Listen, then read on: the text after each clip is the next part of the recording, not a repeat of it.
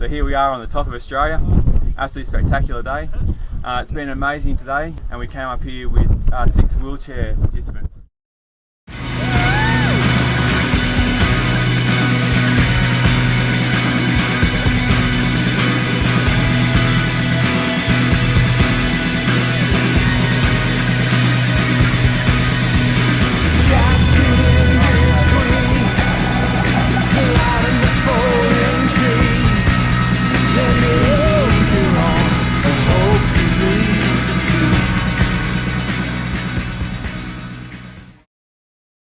Hey, it's Leighton here for episode number 10.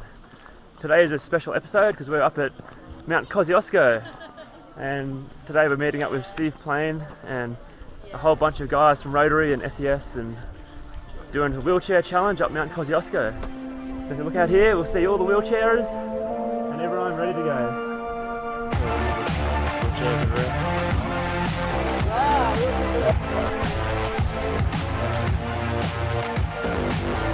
I'm from Sydney, so I'm Steve. Are you excited? Right, ready. Can we please have all the golden coach. So here we are with Steve Plain. Let's find out what we're up to today. Good morning. Yeah, so today we've got the Rotary Kosciuszko Wheelchair Summit Challenge. So together with the Rotary clubs of Kilimanjaro and Carstensz, organised this fantastic event, and we've got 6 wheelchair participants and a group of about 100 assistants, and together all going to the top of Kosciuszko. So an amazing event, and we've got perfect weather for it, so it'll be a really good day. Awesome. Let's do it.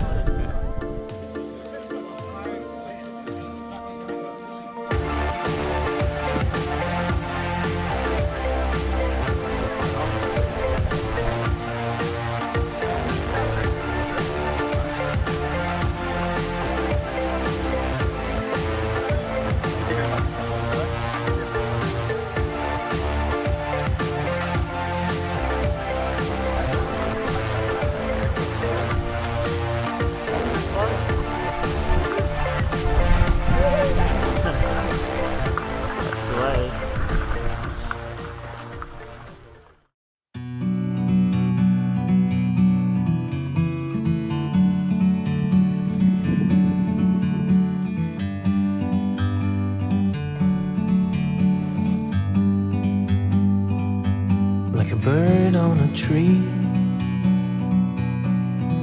I'm just sitting here. I got time, it's clear to see. From up here, the world seems small. We can sit together. It's so beautiful, you and me. We meant to be in the great outdoors, forever free.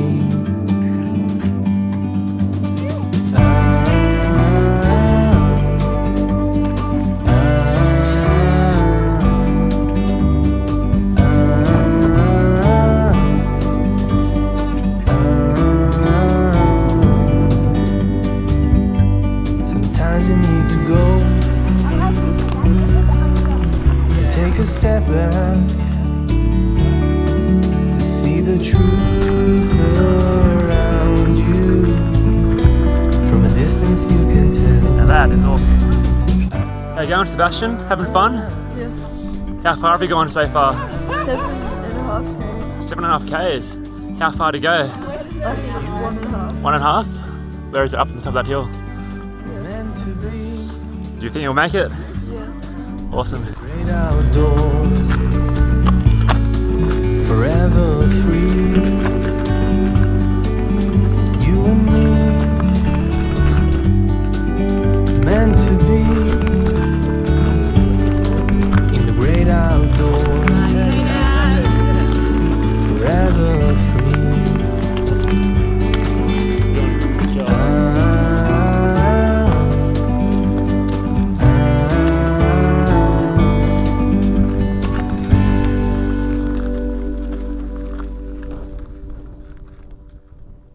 Steve, tell us a bit about yourself. Well, I guess came and grew up in eastern coast of Australia, so between Canberra and Sydney, living over in Perth now, and always done a lot of outdoor adventure and endurance type sports. Throughout my late teens, early 20s, got heavily into triathlon, which sort of really bred the endurance element into what I was doing. And more recently, just the last couple of years, been preparing for what I call Project 74. So it's my personal attempt to try and climb the 7 summits, so the highest mountain on each of the 7 continents in under 4 months. And if we can achieve that and be successful, trying to beat the current world record of 126 days in the process, which would be absolutely incredible. And yeah, through this project, trying to raise awareness for surf lifesaving in Australia and spinal cure. Awesome. So Steve, tell us a bit more about this 7 in 4 months. What's that all about? Well, initially, growing up, I've always wanted to do more alpine climbing, and the 7 summits always sort of captivated me because it's a mixture of travel, culture, adventure, and also climbing, which I really love. So always wanted to do it, and for one reason or another, I always kept putting it off, finding excuses not to do it. And a few years back, 3 years ago, I had an accident at the beach and broke my neck, and it was that time in hospital when sort of lying there gives you a lot of time to reflect on what you want to achieve and what you where you're heading in life. And I think through that, I spent a lot of time on work and made me refocus and just commit to doing some of my personal goals as well. So it was probably lying in hospital where the idea of Project 74, of doing the 7 summits, was really born. And from there, the last 3 years, just been planning and preparing for this. I've done a number of expeditions already in the lead up to this, and so far we actually commenced Project 74 in January. So we departed from Sydney on January 7th, and the first climb was down in Antarctica, Mount Vinson. So that was amazing down there, to step foot on the white continent, just to be in Antarctica alone, let alone be on top of the highest mountain there, was absolutely incredible. From there we flew straight back up to South America for the highest mountain in South America, which is Aconcagua, Argentina. Just under 7,000 metres, so it's starting to get some quite serious altitude at that level, and that was a fantastic climb. From there we went straight around to Africa and up Kilimanjaro for the highest mountain in Africa. And on Kilimanjaro, because we're already semi-pre-acclimatised, we actually took a different route from the normal standard routes, and even slept right up high in the crater, which is somewhere most people would never sleep, and out the backside of Kilimanjaro. It's absolutely incredible out there, and if anyone's heading over there, I'd highly recommend going the effort to spend the extra time to get across. The view out there of the actual true volcanic crater on top of Kilimanjaro is absolutely amazing. And from there we then went straight across to Indonesia, to West Papua, and climbed Carstensz pyramid, which has probably been the shortest climb of all, but by far the most technical. So much steeper, rock scrambling, rock climbing on that one. And that was the last climb we did, then straight back to Australia, and here we are currently on Kosciuszko, the top of Australia. And so we're 4 down and 3 to go, halfway through, and arguably the hard half yet to come. Awesome. Cool.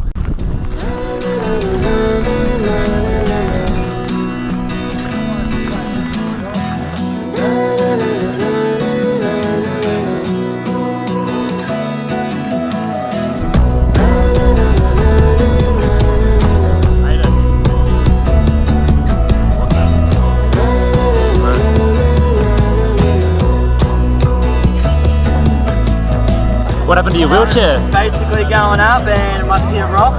It's jammed hot chair forward and broke the frame again. Well, it snapped straight off. Already been welded 3 times, so never been 4th time. Oh, you're persistent. It's awesome.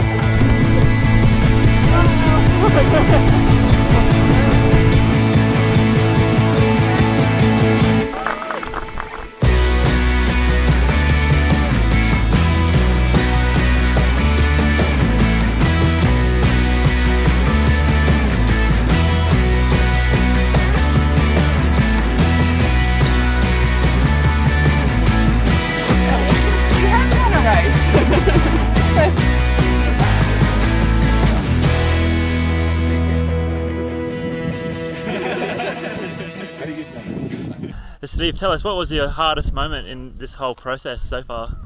So far, touch wood, the project itself, the main 7 summits, has been going pretty smooth. I think we've put a lot of effort into planning, training, preparing for the 7 summits, and so the main 7 summits climbs have gone pretty smoothly.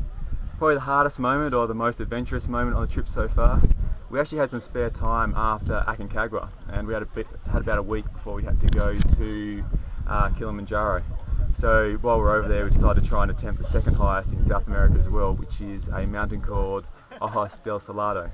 And not only the second highest in South America, but also the highest volcanic mountain in the world. And we did that somewhat unplanned. We're just trying to fill in time. It's normally about a 12-day climb, and we gave ourselves 2 days to try and rush around, race up and down. As we were heading in, we're looking at weather forecasts, and it was predicting 2 to 3 feet of snow. And Ojos del Salado, where it is, it's in the Atacama Desert, and things don't snow. It doesn't snow, it doesn't rain in the desert, so we just ignored it, went straight up. And you guessed it, as we're up at high camp, it snowed all night, and we did get about 2 feet of snow. So we tried to push the summit the next day, but it just wasn't happening for us. We didn't have the time, we were going far too slow. And then it was quite an adventure getting back out. We got back down to our car, which was covered in snow. We had about a 20k four-wheel drive track to get out through 2 feet of snow, got bogged. I'd highly recommend, if you're ever doing four-wheel driving, take proper recovery gear. Digging cars out with an ice axe, trying to get them unbogged is not easy at all.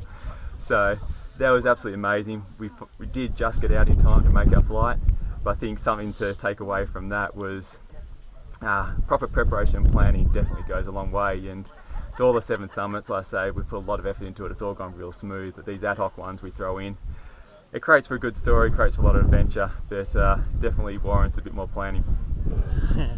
Awesome. So Steve, your background is engineering, but it seems like you're doing some good stuff with some kids too, so tell us about that. Yeah, what we're trying to do now, I guess, through the experience of my accident, and I was incredibly lucky the morning when I did break my neck. It was actually in the surf at Kosciuszko Beach, and there were 2 volunteer surf lifesavers there who were instrumental in rescuing me and getting me out and applying for the first aid.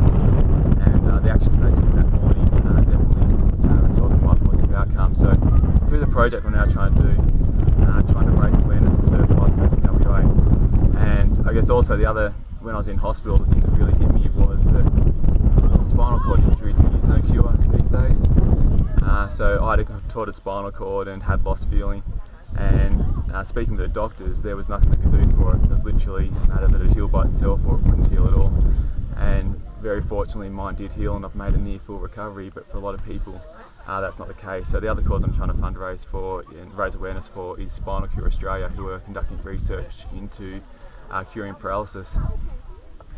But through this project and with the support of Rotary, they wanted to get on board and try and raise the profile. So what we're actually doing here this weekend is giving 6 wheelchair participants the opportunity to come up, which I think is incredible. Which I think is one of the hardest things with spinal injuries and injuries in people in wheelchairs in general is loss of mobility, loss of independence. So hopefully for those guys coming up here, being able to experience what it is like up here, the top of Australia, get out in the country out here.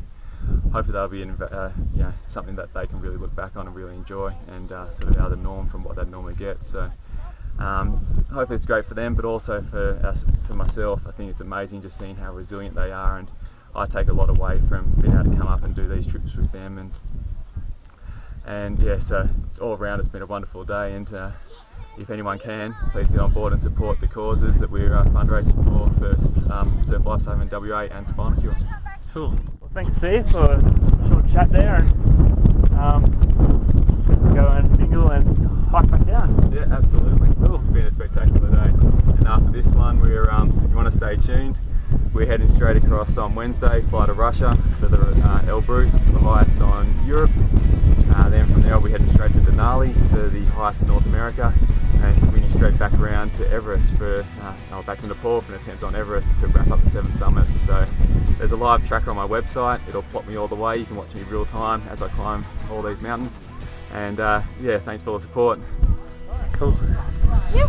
Thanks for that. Applause in the background.